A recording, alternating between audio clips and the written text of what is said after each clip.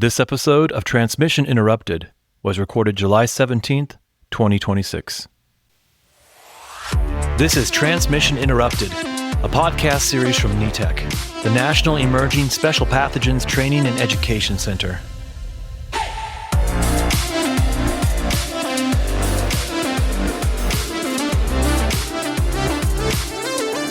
Welcome to Transmission Interrupted from NETEC. Hello and welcome to Transmission Interrupted. My name is Jill Morgan. I'm a nurse here at Emory University Hospital, Atlanta. For those of you not yet familiar with NETEC, our mission is to set the gold standard for special pathogen preparedness and response across health systems in the U.S. with the goals of driving best practices and closing knowledge gaps and developing innovative resources. NETEC works alongside and in cooperation with the CDC and is funded by ASPR, the Administration for Strategic Preparedness and Response. And speaking of preparedness and response, that's exactly what we're going to talk to today, because we're going to take just a peek into the National Quarantine Unit, which many people probably had no idea existed until, if you watch the news or listen to things or on social media, you might have heard about it during the recent hantavirus episode. We won't talk a whole lot about hantavirus today, but we do want to kind of explore this quarantine unit and talk more about what that was created for and why. So I am very pleased to have three folks from Nebraska here with me today that I've worked with for quite a while now. We have Katie Willet. She's an emergency physician and health security fellowship director and the associate medical director of the National Quarantine Unit. Morgan Shradar, who's the nurse manager of the National Quarantine Unit and Nebraska's Biocontainment Unit. And Angie Vasa, who's the director of emergency preparedness and special pathogens programs at Nebraska Medicine. So ladies, you are the brilliant backbone of all of this preparedness, and I am thrilled that you're here. So let's start with, when was the quarantine unit? I guess I want to first find out, was it a proposal or an idea that folks had for a long time, and then it took some salesmanship to get it activated or put into place, or sort of what was the impetus for a national quarantine unit? And I'm going to let y'all decide who's the best person to answer that, because I think some of y'all have a very long history with this and maybe know the backstory. I'm happy to start, Jill, and then I welcome Dr. Willet and Morgan to add in. The conceptualization of the National Quarantine Unit started in 2015, and it was really born out of the experiences that many of our now regional treatment centers had when we were asked to provide quarantine care for individuals who had deployed to respond to the West Africa Ebola outbreak. And when they came back, there was not a lot of structure or facilities in place to provide that quarantine care for that 21 days following those high-risk exposures. So people were provided observation and monitoring in a variety of settings. They were put in homes in neighborhoods that were either owned by hospitals or public health departments. There were hospital-based hotel rooms used. There were biocontainment units that were used. And none of those were really purpose-built or designed to provide monitoring and observation care while still providing, some level of independence and dignity and respect, and not being, forced to stay in a hospital for 21 days post-Ebola exposure. And there was a lot of conversation around what would be a better approach to have a centralized place to provide that care. And so in 2016, there was a proposal that was submitted to ASPR at the time. It was a dual review by ASPR and the CDC, but really funded through ASPR. And it took 4 years of planning and design and identifying, do we have the space to build this? How many rooms is appropriate? And I think what people might not realize is that at the time, UNMC was building the Davis Global Center for Experiential Learning. And there was a floor that was meant to be a parking garage. And as we started having these conversations and looked around to see where might we be able to provide this care in a space on campus. A parking garage. Yay. Yeah. And so we had those conversations with the planning team for that building and really came to the conclusion that we could repurpose the existing shell and infrastructure to create a ground floor that was previously not in the plans. And so that ground floor became the National Quarantine Unit, and it ended up being built out as a 20-bed unit with 2 distinct wings. And it was really built in a way that was meant to be in close proximity to a biocontainment unit. recognizing that if folks with exposures became ill, they wanted to be able to be transitioned into care quickly. For those of you who are familiar with the regional treatment center system, you know that most of us have 2 beds that we have dedicated for viral hemorrhagic fever care. And so you do the math, the 20 beds for quarantine and the 2 beds for isolation are not the same. And so that disproportionate number of individuals really then means we need to lean on the National Special Pathogen System, the regional treatment centers, and our federal partners to move people into care should they become ill. So, yeah. So I think it's important to maybe even step back, not from a historical standpoint, but just from a definitional standpoint. You pointed out that these folks didn't need to be in a biocontainment unit, but really we're talking about people.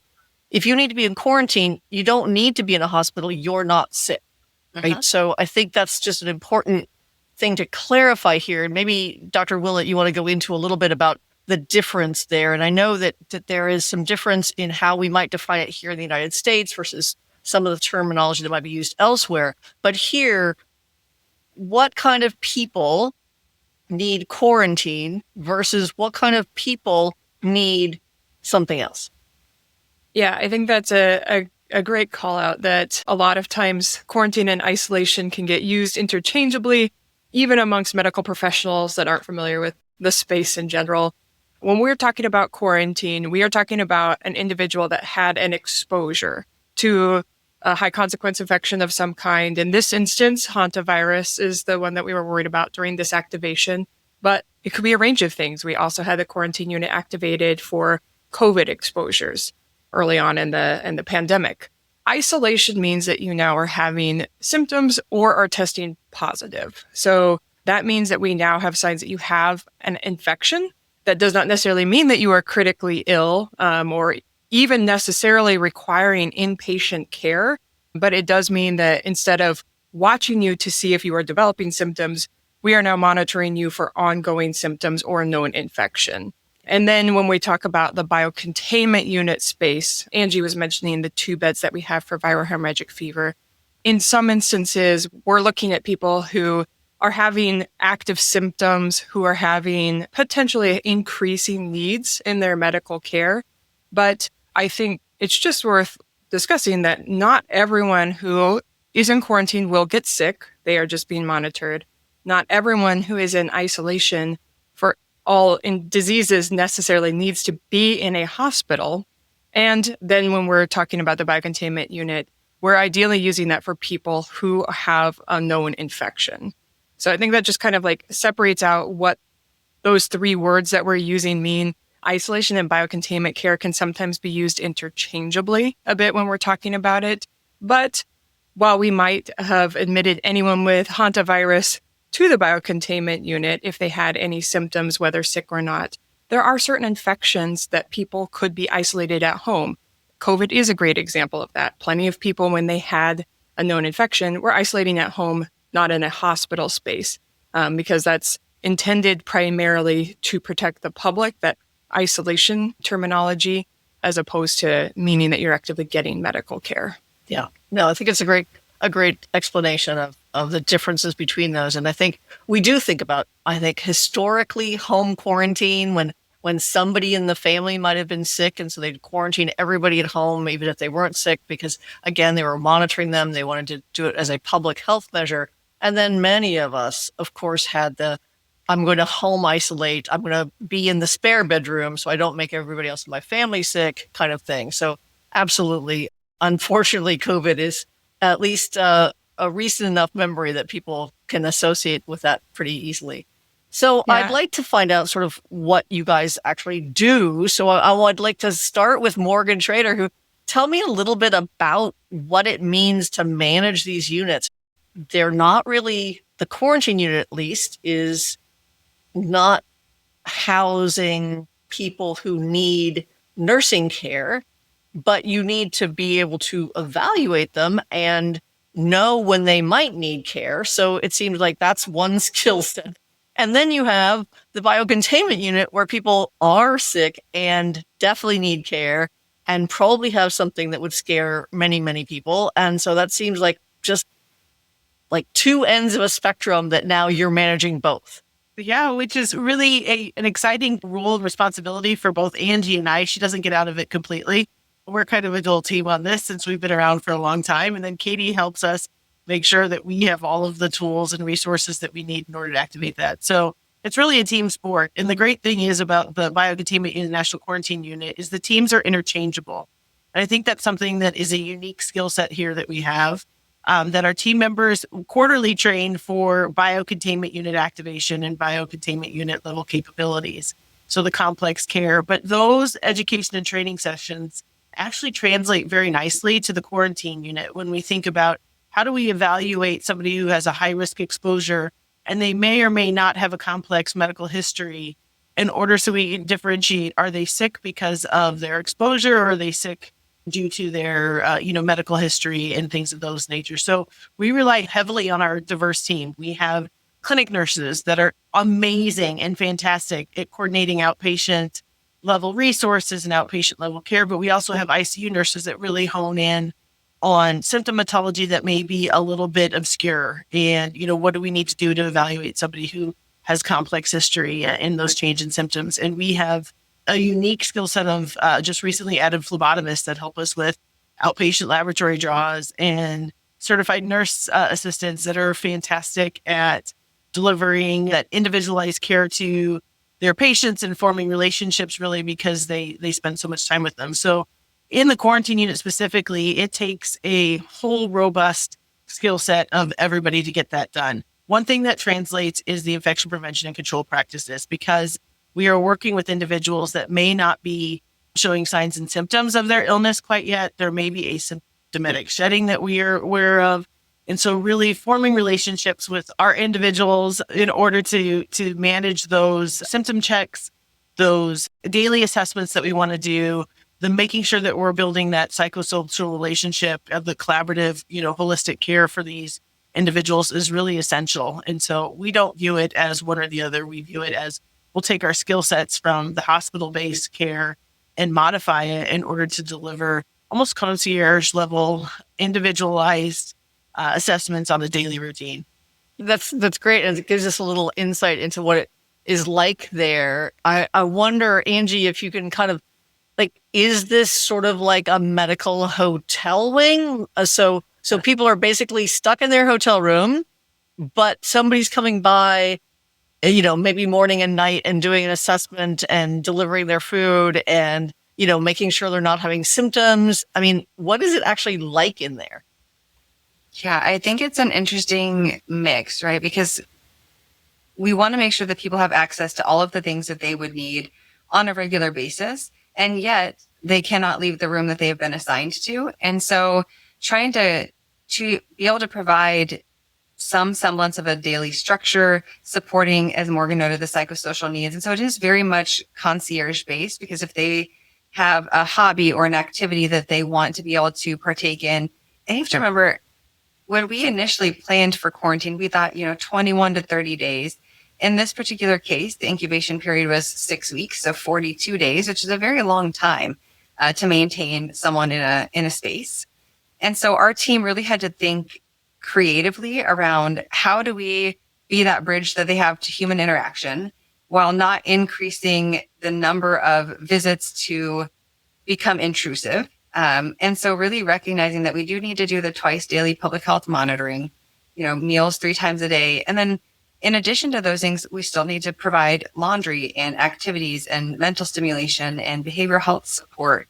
And so it really is this complex set of problems where some individuals may want a lot of one-on-one care support and other individuals really want to limit their interaction with you to as little as necessary.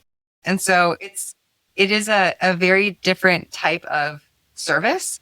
And I think we heard that from, particularly I think our critical care nurses, which we tried not to use them frequently because like all hospitals in the United States, we have high census, high acuity, but we also, Morgan does a really nice job of saying our team members have trained for this and we want to give them the opportunity to experience it and use their skills. So balancing the needs of the hospital, the desires of our staff, the needs of the people in the quarantine unit is also an interesting problem set to really work through on a day-to-day basis. Right. I hadn't even thought about laundry. So it seems so weird to me. Like I I mean, obviously, I do my own laundry at home. I can't imagine staying at a medical hotel, a quarantine, being in a quarantine unit and saying, here are my dirty clothes. Like, am I handing my dirty laundry over to somebody else to do? That feels sort of creepy to me as well. I mean, I hadn't even thought about laundry. If you frame it around like a residential living center, it kind of fits into that paradigm as well. And yeah, so there's, everybody has their own individual laundry basket. They decide what they want to set out, what they don't. And then our team would pick it up overnight and then they would deliver it back. So when they woke up in the morning, their clean laundry was waiting for them to receive. My husband would love that. So would we. We just haven't done it yet. Right. All right. So Angie, before I get to Dr. Willet about what she actually does for this unit, I want to ask, so Morgan is there. She's sort of, making sure that she has the right staff doing the right things, and sounds like also doing a lot of the training for people to get them to this level. And tell me what your role is, because I know you have a lot of other roles that you also do, but what is your role on the day-to-day for the quarantine unit? Yeah, so my role during activation is to support Morgan. And so making sure that any barriers that she has in place to accessing resources, I can remove. And so it's really acting as that kind of executive liaison back to hospital leadership. So trying to identify, do we need supplies? Do we need people? Do we need additional resources? Do we need access to community partners? What does she need to make sure that our staff feel safe and supported? And then we can provide that full complement of services to the guests and individuals who are in quarantine. And then I'm also working with our regional treatment center network. And so making sure that, in coordination with our Global Center for Health Security Director, Dr. John Lowe, that we're providing updates to our regional treatment center partners, recognizing if we have 20 individuals, or in this case, we had, 18 individuals, should they all become symptomatic, we do not have the capacity to admit them all to our unit. And so keeping in close contact with our Douglas County health officials, our Nebraska Department of Health and Human Services, and then our regional treatment center representatives, so that they knew, and there were no surprises, right? Like, here's, everybody is stable, no symptoms are presenting, or here's what we have concerns about. And so it's more of a coordination and removal of barrier role than it is direct hands-on care. With the caveat that Morgan and I both believe that we should not ask our team to do anything that we're not willing to do ourselves. And so when people arrive, we're there to greet them and provide orientation, attending the town halls every day at 2 p.m. to make sure that anything that needs to be elevated to leadership is addressed promptly. And I think that really, making sure that our frontline staff know that they're not alone in the response is really what we strive to do. So if there was something that was needed, I'm running out to Walmart to get it. Or if there's somebody that needs to talk, I'm happy to sit in the debriefing room. So yeah. No, I think that's like that sort of role of coordinating all those things, especially when you're trying to deliver this concierge service. I mean, I can't imagine people got there, they weren't anticipating this, what became a 6-week ordeal. So do you have your iPad? Do you have your knitting? Is there something you could do to help people get through that time? And, I think there's nothing more dangerous than people being bored in a space to make them want to, first of all, misbehave. I mean, I think any school teacher knows that, but also just, time wears on you. So yeah, I think having all those layers of support have to be really, really helpful. Dr. Willet, tell me, hopefully physician care isn't needed in this unit, but obviously understanding what exposures are and what the risk is and what symptoms to watch for. And I assume with some of these pathogens, we don't always know a whole lot. You have to kind of do some digging to figure out, well, what were they seeing with this X pathogen in Patagonia or whatever? So tell me a little bit more about your role. Yeah, so I think there's kind of two separate roles that were going on. We actually ended up, I think, requiring a lot more physician support on this particular activation than we normally would have. And some of that had to do with the duration. So again, like Angie said, ended up being 6 weeks, which is a long time for anyone to be managing in that space, let alone we have a whole team of people on the whole spectrum that are still doing their regular job oftentimes. And so we had kind of the individual focused, which is going to be things like we do a physician intake with them. So when they arrive, that is the assessment determining obviously symptoms, but any medical conditions, medications that they need to be on, other considerations from like a psychosocial aspect. If they are already noting that they have mental health issues, that may make us a little bit more goal-oriented to get them connected. We have a therapist that's on our team and is willing to meet with these folks both as a group and individually. And for 6 weeks, most people were very close to out of their medicines by the time that they arrived here. So in the first couple of days, we probably had somewhere around 40 medications that we needed to obtain for the individuals when they were in their space. And a lot of them were things that people would think of day 2 or day 3, some even like not prescription. A lot of folks that take melatonin, these are international travelers. And so every single day, that was one of the things that I was checking on. Are there any medications that you are out of, near running out of, that we need to get for you? And then other medical things that are ongoing. At least a third of our individuals required some form of non-hantavirus related medical care over the course of their 6 weeks there, to varying levels of degree. And so this was something that we were able to assess that situation, determine, one, is this something we're worried is related to potential infection? 2, is there a thing that we can accomplish, whether that is some kind of assistive device, some kind of over-the-counter medications, or do they need further testing and or some kind of specialist consultation for what's going on? Yeah. Because it seems like, you do have not only whatever somebody's baseline medical conditions are, but then they may have, of course, we hope that hospitals all across the country are following this identify, isolate, inform model. And that first piece is, of course, saying, do you have a travel and a symptom history?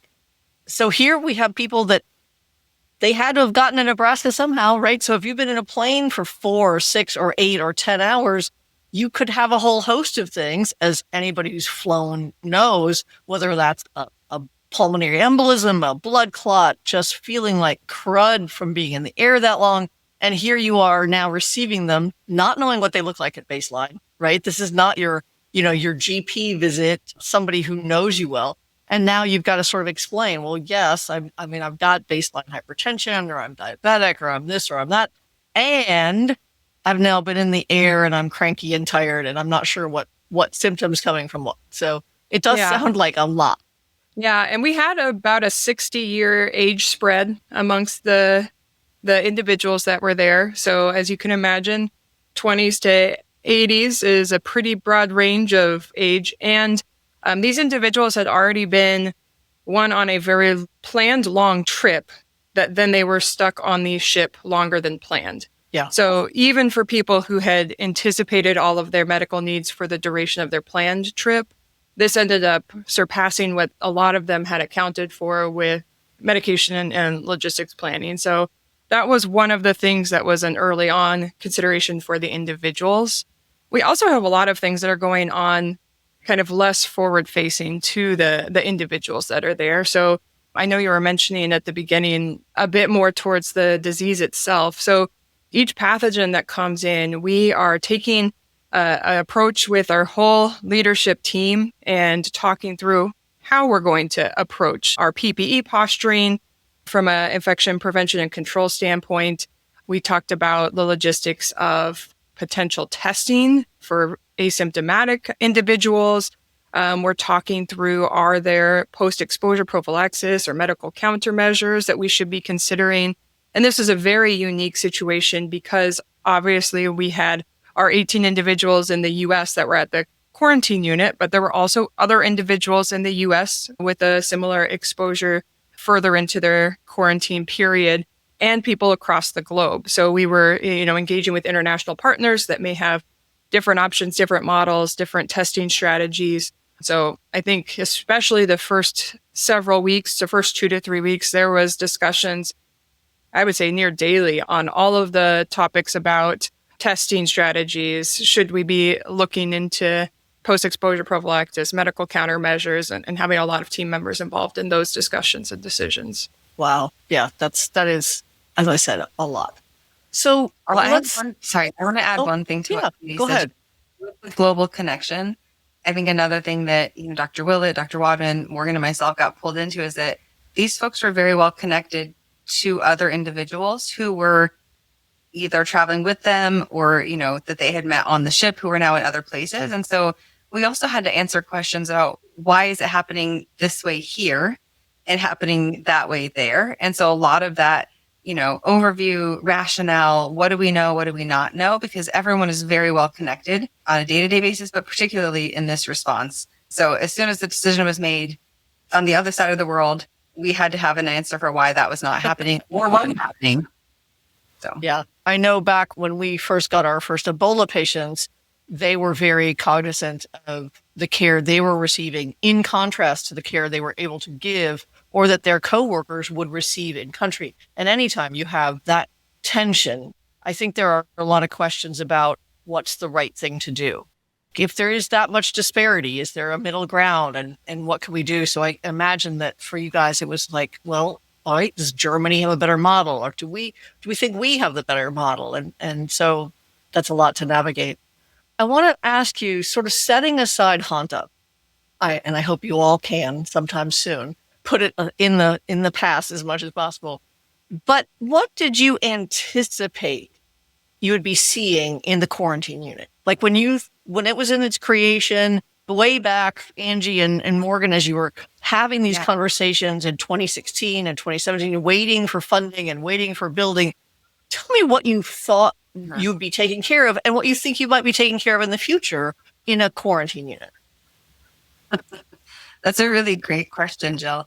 So what we thought we would be responding to was based on what we had responded to, which was humanitarian healthcare workers or government personnel who had volunteered to respond to an outbreak, who were, of an age range of 25 to 50, who were generally healthy, who had healthcare experience and knowledge. And so when we first initially thought about protocols and plans and procedures, it was really with those planning assumptions in mind. Both of our experiences activating the quarantine unit were not that population. And, there were the both of the cohorts who came from two different cruise experiences. We did have one group of healthcare workers who had come to us. We had 3 different cohorts over the span of the life of the unit. But we've seen ranging, as Dr. Willett noted, from 20s to 80s and a variety of underlying health conditions that we didn't necessarily anticipate would be part of the work that we would be responding to. And so what we thought we would be managing versus what we have managed was very different. And when we think about what we're managing in the future, one of the things that we took away from our support in the loss of fever response in Iowa in 2024 was that we need to plan for families. We need to plan for people with potentially severe underlying psychological challenges or mental health issues. And so we're really rethinking what would it look like to plan care for young children or geriatric individuals who have significant risks related to falls or, other mobility needs. And so as we're thinking about the future of providing that type of care, whether it's in response to a deployment or any other type of high risk exposure, I think we're taking all planning assumptions off of the table and really looking at what could any possible scenario bring us and how do we plan for pediatric to geriatric and everything in between. Yeah, that's a very complex bingo card you have there, right? So I think we all think of, I didn't have Hanta on a cruise ship on my bingo card. I mean, yes, when they announce an outbreak of Crimean Congo hemorrhagic fever or Lassa, we're like, okay, yes, that's not that unusual there. Here, this is typical there. Some things have seasonality we look for. And then here we go. Oh, we hadn't considered that one. Here, we're just going to toss it at you and trust that you'll respond. It's a lot to think about. I mean, and then you think, well, what will the next possibility be that we haven't thought about? I think many people, we are recording this in the summer of 2026 when the World Cup is nearing its finale.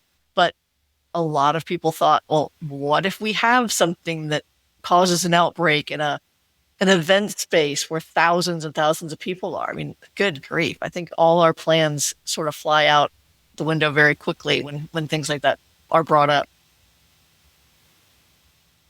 So what other pathogens that somebody might be exposed to would warrant being moved or pushed or held in a quarantine center versus what I can quarantine for at home? And is that something that is a public health decision? Dr. Willet, maybe you have some insight into like who makes these decisions, or is it sort of a group effort?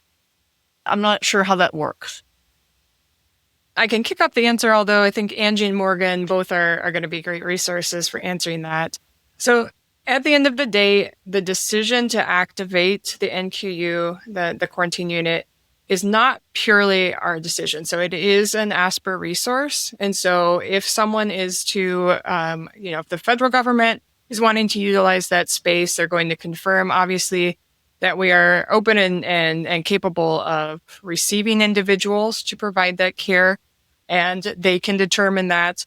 We have had people ask, whether that's state or other public health officials, ask about the possibility of utilizing our space, in which case, once again, it's kind of stemming from, are we like ready and able to? And then they have to get approval from our federal sponsor. Essentially, ASPR has to approve that space being used. And usually part of that is coming from, is this something that the federal government is supporting? Is this supported by the state public health department? Because obviously this is a resource that does take a lot of time and energy. And so we need to make sure that we're actually able to provide our workers with getting paid for the work that they're doing and things like that. So those are all things that are part of that consideration when we look at activation. But I think it's worth noting that we need to be ready to receive them, but it is not entirely our decision as far as like full activation. Angie or Morgan, I think you both may have some additional points to add there. I think you've covered it really well as far as like the authority for activation. I think what I would add, Jill, to your question around, can it be accommodated with home quarantine, or does it need to be in a located facility in proximity to a biocontainment unit? I think some of the factors that we consider around that are, is this a pathogen which we would admit into our biocontainment unit, or can it be safely managed in a standard isolation capacity elsewhere in the hospital? And is this a pathogen for which the person has the ability to quarantine at home? Do they have other family members? Do they have the ability to be alone? Do they have access to EMS transport or an appropriate medical facility if needed? What we've always formed all of our concepts around is for pathogens for which would need to be in a biocontainment unit, those would warrant potential use of the quarantine unit, with the caveat that, as Dr. Willet noted, if the federal government has concerns around the pathogen, the transmission, the exposure, they could ask for us to use the quarantine unit, even if we wouldn't necessarily admit those individuals into the biocontainment unit for definitive care. I think the other piece that has come up quite a bit is, as we've talked through, what are the national strategies for support for biosafety level 4 laboratories? That's also part of the consideration around what types of pathogens are being used in those labs. Are they transmissible human to human, or is it just, something that you can get from the laboratory work, but you wouldn't necessarily transmit to another individual, but perhaps our standard ICUs aren't equipped or ready to care for somebody with that specific pathogen because it's never really been seen in our standard hospital. So that would also be a situation where we would consider using the quarantine unit for some of those high-risk laboratory exposures. Yeah, I think it's a great point that we've said before, and I'll reiterate it now and welcome your input, that there's not a definitive list of high-consequence infectious diseases.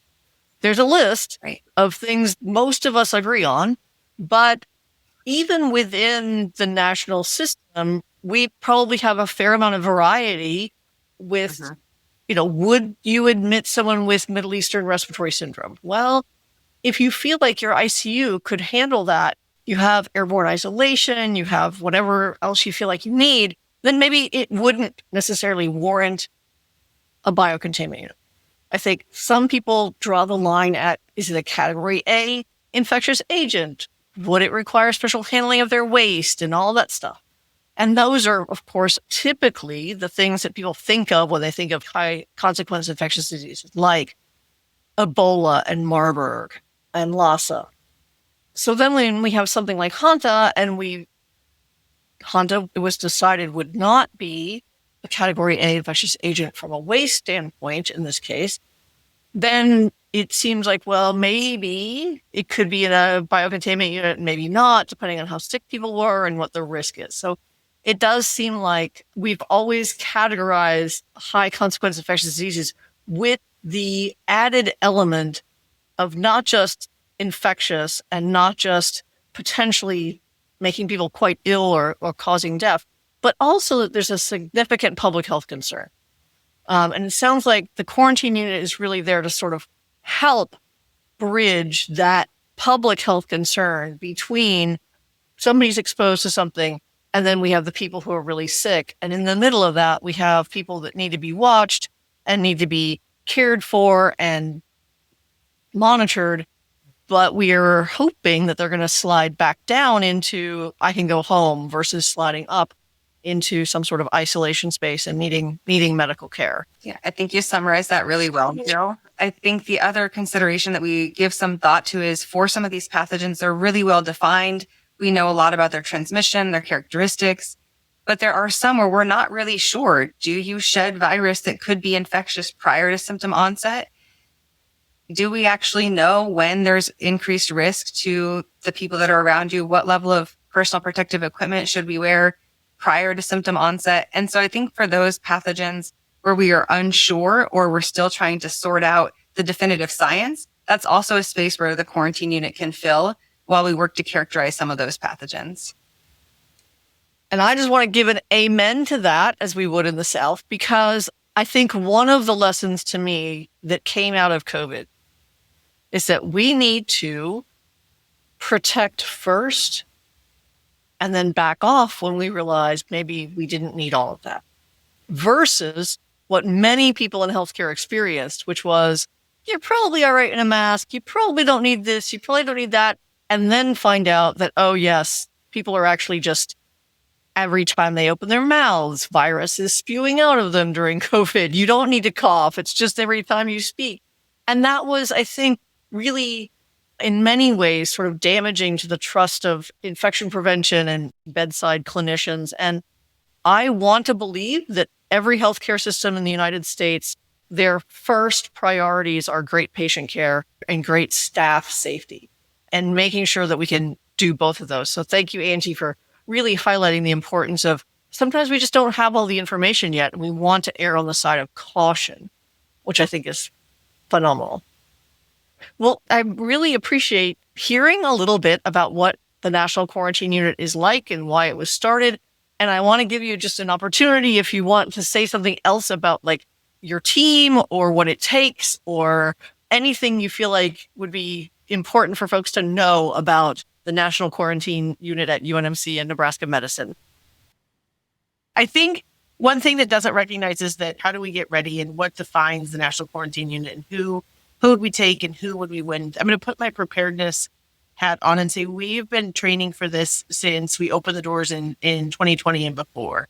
And so the fun thing about having the biocontainment unit and the National Quarantine Unit is that our team gets to be involved in those conversations that define best practice. And so they talk about what PPE posture are we going to wear? How are we going to interact with the guests? What's our family cohort plan? Do we have a family cohort plan? If not, let's work and collaborate together. How do we provide all those wellness activities? And so when you put on your preparedness hat over the last 6 years, we haven't been idle since we activated our first time in 2020. We have been continuously testing what pathogens we put in the unit. What does a dual activation look like? Can we provide, individualized care with 2 different pathogens on 2 different wings in the unit? And so continuously elevating our standards and capabilities is something that we really are excited about and proud of, even though we don't always have all the answers right away. And so it takes a group of team members willing to step up and go, well, let's try it. We may learn a lot. And then Angie going, well, let's not write that exercise to that level. Let's bring it down a little bit, but always pushing the envelope on support and innovation and creativity and excellence on such unique scenarios that we can't always clearly define when we're working in those spaces. So I think that's really nicely said, Morgan. I think emphasizing this jewel that's there in Nebraska that many, many people didn't have any idea about. And that takes a lot of dedicated people, a lot of planning and exercising and time and training.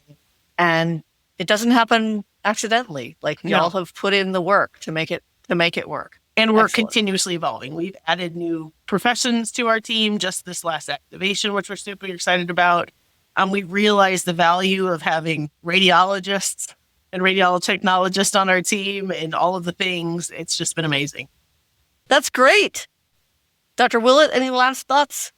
One big call out is that Morgan is definitely alluding to this, is we have just a wonderful team of members that they put a lot of their time into training and being ready for these scenarios so that way they can step in and step up when these situations are occurring.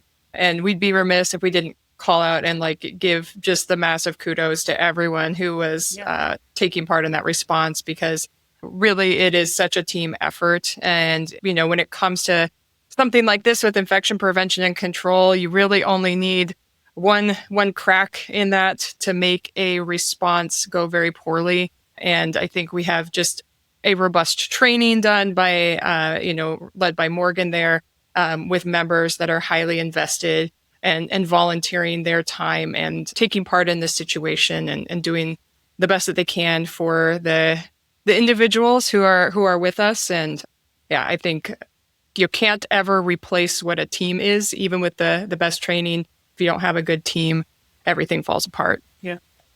Excellent. Jill, may I add one additional component? I think that in addition to our internal preparedness, I do want to note that there was a lot of conversation around the individuals who were brought to Nebraska, and there was a lot of conversation around, willingly volunteering to come to Nebraska or being asked to come to Nebraska to quarantine because of the public health concern. And I want to call out that the community in Omaha in particular, we've worked really hard to build those relationships. The sentiment that we got from our local community partners is that they wanted people to feel welcome in Nebraska, even if they had not had Nebraska on their bingo card for this year, as you said earlier. And so what we saw from our community partners was this willingness to really exude hospitality. And we had reach outs from people that wanted to provide a behind the scenes tour at the zoo. We had local community members provide gift baskets with artisan soaps and other local oddities. And then we had a lot of our local restaurants that really wanted to give people a taste of what's unique to the Midwest. And I think that we have that ability to provide something that is outside of what you would typically see in a hospital or quarantine unit, because our community is proud of what we have built here and they want to be seen as welcoming and they want people to feel like they are supported while they're here. So in addition to what Dr. Willet and Morgan called out for the team and the hospital support, the university support, I just want to note that we feel very grateful to have a community that surrounds us and really steps in to make it a really, I think, excellent experience for people that are having a really difficult time.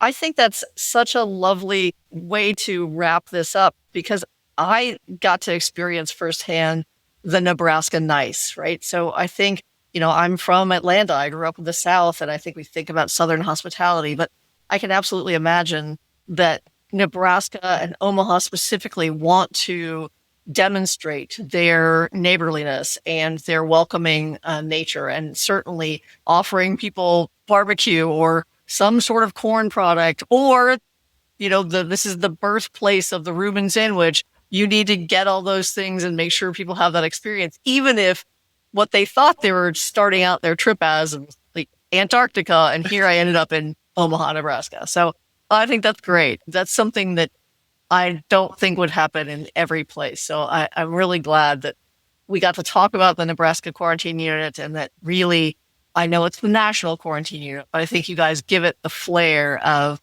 Nebraska nice, which is just a wonderful thing. So thank you guys so much. I really appreciate you joining me today on Transmission Interrupted. Thank you for those listening at home for tuning in on this episode centered around the National Quarantine Unit. We hope you'll join us for future episodes on a wide range of topics, from healthcare worker safety, personal protective equipment, and more about infectious diseases of all kinds.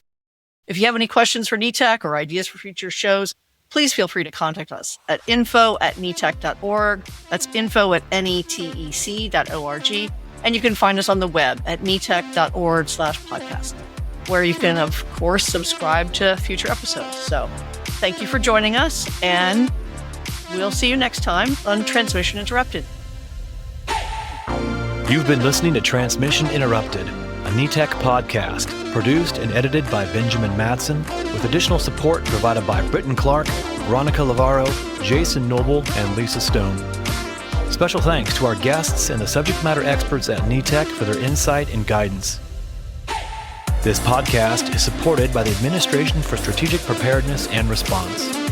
For more information, tools, and training on special pathogen preparedness, visit netec.org. And don't forget to subscribe, rate, and share the show on Apple Podcasts, Spotify, or wherever you get your podcasts. Thank you for tuning in to Transmission Interrupted.